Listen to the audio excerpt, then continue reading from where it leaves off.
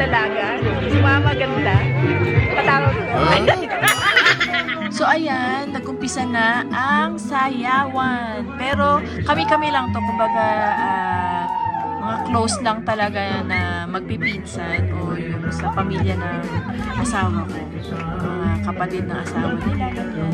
Pero ito, kami-kami lang, part ng groom sa bahay na to. So kami, nasa loob ng bahay, naggawa kami ng sarili namin tugtog at nagsayawan na. So, dahil naindak ako sa tugtog nila, nakisayaw na rin ako. Sabi ko, sasayaw ako this time. So, ayan, nakipagsayawan ako sa kanila. At nakakatuwa na magkaroon ng gaytong banding sa kanila, diba? At tuwa-tuwa rin sila na nakikisayaw ako sa kanila. Ang saya lang, sobrang saya ko lang ng mga panahon na to, mga oras na to.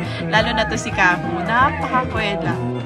Sana lang hindi ako makopyright sa mga tugtugin nila. So, hinaan natin. Ang saya-saya lang kapag nandito si Kaku Urshad sa mga sayawan. Talagang game na game siya pagdating sa sayawan. Eh.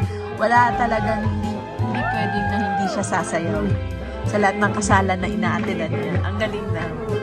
Galing lang ni Kaku. Natutuwa lang talaga ako sa kanya. So, nagsayawan na kami. Sayawan kami ng sayawan ng mga oras na to.